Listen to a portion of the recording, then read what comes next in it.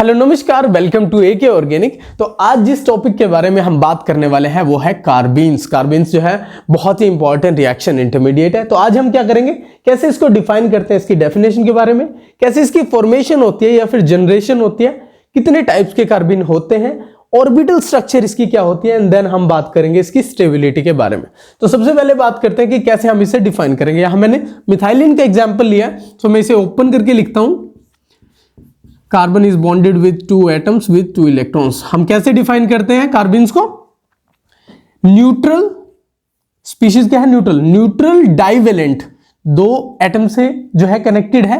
Neutral divalent carbon species in which carbon is bonded to 2 atoms और group of atoms with covalent bond and has 2 electrons in 2 non bonding orbitals. तो ऐसे जो है हम carbon को define करते हैं। ठीक है, ये जो है ऑब्वियसली रिएक्शन इंटरमीडिएट है, तो क्या है ये? शॉर्ट लिव्ड है और हाईली रिएक्टिव है। Short lived and highly reactive. So ये तो मिथाइलिन था, इसे तो मिथाइलिन बोलते हैं, बट इसके जो डेरिवेटिव होते हैं लाइक CCl2, इसे क्या बोलते हैं? डाइक्लोरोकार्बिन। तो इसके डेरिवेटिव को हम कार्बिन बोलते हैं, डाइक्लोरोकार्बिन। उसके बाद C फिनाइल ग्रुप है 2 अटैच, ये कार्बिन डाइफिनाइल कार्बिन। ये क्या है? डाइफिनाइल कार्बिन। ठीक है, अब देखो इसका नेचर कैसा होता है। इसके पास कार्बन के पास कितने इलेक्ट्रॉन है? 2, 4, 5, 6 इलेक्ट्रॉन है। ऑक्टेट कंप्लीशन के लिए कितने चाहिए?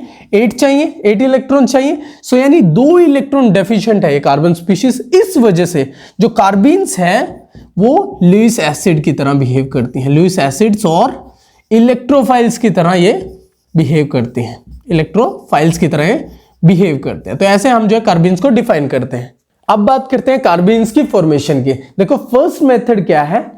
फर्स्ट मेथड में जो है हमारे पास साइक्लोप्रोपेन डेरिवेटिव है, जिसकी थर्मल या फिर फोटोकेमिकल डिकम्पोजिशन से हम जो है कार्बन को जनरेट कर सकते हैं। कैसे? यहां से एक इलेक्ट्रॉन यहां शिफ्ट होगा, यहां से यहां शिफ्ट होगा, ये इलेक्ट्रॉन यहां और ये यहां से जिसकी फॉर्मेशन होगी वो है मिथाइलिन। ठीक है, इसकी और साइड में हमारे पास क्या कंपाउंड है? C6H5 CS double bond CH2। उसके बाद ये जो है ऑक्सीरेंस, सॉरी यहां जो है ऑक्सीजन आएगा। ऑक्सीरेंस की भी थर्मल या फोटोकेमिकल डिकम्पोजिशन से हम जो है कार्बन की जनरेशन कर सकते हैं। लाइक यहां से एक इलेक्ट्रॉन जाएगा, यहां से इलेक्ट्रॉन यहां शिफ्ट, ये इलेक्ट्रॉन यहां शिफ्ट। क्या बनेगा हमारे पास? हमारे पास जो कार्बन बनेगी वो होगी ये। ठीक है, इसके अलावा सिस्टम से क्या निकलेगा हमारे पास? C6H5 CHO यानी बेंजल्डिहाइड। तो ये कार्बन की जनरेशन होगी इस केस में ये। फिर जो है हम डाइजो एल्केन से भी इसकी जनरेशन कर सकते हैं। डाइजो एल्केन में जैसे मैंने डाइजोमीथेन लिया है, यहां पर जो है नाइट्रोजन स्टेबल होती है, सिस्टम से बाहर निकल जाएगी। अब जो है यहां पर N2 सिस्टम से बाहर निकल गई, तो हमारे पास जो है मिथाइलिन की फॉर्मेशन होगी। ठीक है, कार्बन की जनरेशन होगी। उसके बाद कीटीन्स की भी, इसमें भी थर्मल या फोटोकेमिकल डिकम्पोजिशन से होता है, इसमें भी थर्मल या फोटोकेमिकल डिकम्पोजिशन ऑफ कीटीन से भी जो है जनरेट होती है कार्बन। देखो ये कैसे बनेगा, यहां से भी मिथाइलिन जनरेट होगा विद कार्बन CO। ठीक है, तो यहां से जो है कार्बन की जनरेशन होती है। उसके साथ साथ by the action of strong base on chloroform, इससे भी जो है हमारे पास कार्बन की जनरेशन होगी। इसके बहुत अच्छा एग्जांपल है रेमर-टिमर रिएक्शन का और कार्बाइलअमीन रिएक्शन का। जैसे स्ट्रॉन्ग बेस में आप क्या ले सकते हो? आप KOH ले सकते हो, पोटेशियम टर्शियरी ब्यूटोक्साइड ले सकते हो, इवन NaOH भी ले सकते हो। सो ये जो है इस पे अटैक करके कार्बन की जनरेशन करता है। कैसे करता है? इसको मैं ओपन करके लिखता हूं, CH Cl Cl and Cl। ये बेस जो है H को एब्स्ट्रैक्ट करेगा, किस स्पीशीज की जनरेशन होगी? C negative Cl Cl Cl। ठीक है, उसके बाद सॉरी Cl नेगेटिव सिस्टम जो है सिस्टम से मतलब Cl नेगेटिव जो है सिस्टम से बाहर निकल जाएगा। हमारे पास क्या बनेगा? डाइक्लोरोकार्बिन। ठीक है, एग्जैक्टली जो है रेमर-टिमर रिएक्शन में हम करते हैं, जिसमें जो है हम इनिशियली फिनोल लेते हैं, देन जो है स्ट्रॉन्ग बेस का अटैक कराते हैं क्लोरोफॉर्म पे, और हमारे पास डाइक्लोरोकार्बिन जनरेट होती है। फिनोल, सॉरी यहां फिनोल, और हमारे पास फाइनल प्रोडक्ट क्या बनता है इसमें? सैलिसिल्डिहाइड। ठीक है, सैलिसिल्डिहाइड बनता है हमारे पास। रिमोट इमिन रिएक्शन में। ऐसी कार्बाइल अमीन रिएक्शन होती है, उसमें क्या होता है, कोई भी हम प्राइमरी अमीन लेते हैं, जैसे एनिलीन ले लिया, उसकी हम रिएक्शन किससे कराते हैं, मान लिया कोई base strong base KOH chloroform की प्रेजेंस में, या पोटेशियम टेट्राब्यूटोक्साइड ले लिया, उसकी प्रेजेंस में हम रिएक्शन करते हैं तो हमारे पास आइसोसाइनेट की जनरेशन होती है। फाइनल प्रोडक्ट क्या बनता है, आइसोसाइनेट।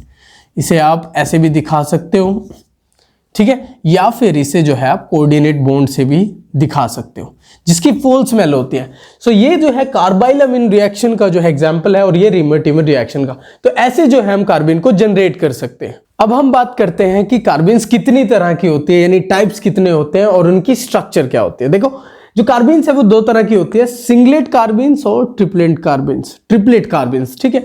स्ट्रक्चर देखनी है हमें, सिंगलेट कार्बिन की क्या होती है, ट्रिपलेट कार्बिन्स की क्या होती है, ये डिपेंड करता है कि जो दो इलेक्ट्रॉन्स थे उसके बाद जो डिफरेंट नॉन बॉन्डिंग ऑर्बिटल्स में थे, क्या वो दोनों एक में प्रेजेंट हैं या फिर डिफरेंट में प्रेजेंट है, उनके बेसिस पे जो है उनकी स्ट्रक्चर होगी और उनके बेसिस पे उनके टाइप्स होंगे। लाइक सिंगलेट कार्बिन, ये जो है सिंगलेट कार्बिन की स्ट्रक्चर है, सिंगलेट कार्बिन, जिसमें जो है कार्बन एटम जो है, ये कार्बन एटम जो है वो है sp2 हाइब्रिडाइज्ड, sp2 हाइब्रिडाइज है। और देखो ये sp2 एक ऑर्बिटल तो है, इसके साथ r के साथ बॉन्डिंग, एक ऑर्बिटल sp2 ऑर्बिटल इसके साथ बॉन्डिंग, और एक sp2 ऑर्बिटल में जो है ये पेयर ऑफ इलेक्ट्रॉन्स प्रेजेंट होते हैं। ऑब्वियसली एक ही ऑर्बिटल में जो है स्पिन जो है रिवर्स होती है, स्पिन जो है सेम नहीं होती, उस वजह से अब नेट स्पिन कितनी होगी, 0, ठीक है। और स्पिन मल्टीप्लिसिटी अगर हम निकालें 2s+1 यानी 2 × 0 + 1 यानी 1, इस वजह से इसे हम बोलते हैं सिंगलेट कार्बिन्स। ट्रिपलेट पे शिफ्ट होते हैं। ट्रिपलेट में जो है ये ट्रिपलेट कार्बिन की स्ट्रक्चर है, इसमें जो इलेक्ट्रॉन कैसे डिस्ट्रीब्यूट होते हैं, सबसे पहले याद रखो कि ट्रिपलेट कार्बिन में sp हाइब्रिडाइजेशन होती है कार्बन एटम की, ठीक है। और ये जो है दो p orbital unhybridised p orbital होते हैं जिनमें एक एक इलेक्ट्रॉन प्रेजेंट होता है, ठीक है, विद द सेम स्पिन। अब स्पिन, नेट स्पिन क्या है, हाफ, एक इलेक्ट्रॉन की हाफ, देन दूसरे की भी हाफ, यानी नेट स्पिन है 1। स्पिन मल्टीप्लिसिटी क्या होगी, 2s+1 यानी कि 2 × 1 + 1 यानी कि 3। इस वजह से जो है इसे हम बोलते हैं ट्रिपलेट कार्बिन्स, ठीक है, ये आपको ध्यान रखना है। अब नेट स्पिन 0 है, इस वजह से जो सिंगलेट कार्बिन है इसका डाइपोल मोमेंट नहीं होता, डाइपोल मोमेंट 0, डाइपोल मोमेंट नहीं होता। इस वजह से हम इसे ESR में डिटेक्ट नहीं कर सकते। ESR क्या है, इलेक्ट्रॉन स्पिन रेजोनेंस स्पेक्ट्रोस्कोपी, इसमें इसे डिटेक्ट नहीं कर सकते क्योंकि नेट डाइपोल मोमेंट है ही नहीं। इस केस में जो है ऑब्वियसली स्पिन है, उस वजह से कुछ ना कुछ डाइपोल मोमेंट होगा, और डाइपोल मोमेंट है यानी कि ये पैरामैग्नेटिक है। ये क्या थी, डाइपोल मोमेंट नहीं था, डायमैग्नेटिक थी। ये क्या है, डाइपोल मोमेंट है, सो पैरामैग्नेटिक है, और इसे हम डिटेक्ट कर सकते हैं बाय ESR यानी इलेक्ट्रॉन स्पिन रेजोनेंस स्पेक्ट्रोस्कोपी से जो है हम इसे डिटेक्ट कर सकते हैं। सो ये थे सिंगलेट कार्बिन और ट्रिपलेट कार्बिन के बारे में। इसके साथ साथ जो है हम कार्बिन, सिंगलेट कार्बिन को रिप्रेजेंट कैसे करते हैं, जैसे हमने मिथाइलिन लिखा था 2 इलेक्ट्रॉन के साथ ऐसे, तो हमें अगर रिप्रेजेंट करनी हो कि ये सिंगलेट है या ट्रिपलेट, तो हम ये दिखाते हैं सिंगलेट में, यानी दोनों इलेक्ट्रॉन की स्पिन जो है इन्वर्टेड है, ठीक है। और अगर हमें ट्रिपलेट कार्बिन दिखानी हो तो इसकी स्पिन सेम डायरेक्शन में हम दिखाते हैं। सो ये है ट्रिपलेट कार्बिन का। अब हम बात करते हैं कि इसकी स्टेबिलिटी क्या होती है। देखो जब हमारे पास दोनों इलेक्ट्रॉन सेम ऑर्बिटल में प्रेजेंट है, सो वहां क्या होगी, इंटर इलेक्ट्रॉनिक रिपल्शन होगी, उस वजह से वो जो सिस्टम है वो डिस्टेबलाइज हो जाएगा। But in case of triplet carbene, ये जो दो इलेक्ट्रॉन है वो डिफरेंट ऑर्बिटल्स में प्रेजेंट है, so inter electronic repulsion minimum होगी, उस वजह से triplet carbene is more stable as compare to singlet कार्बिन।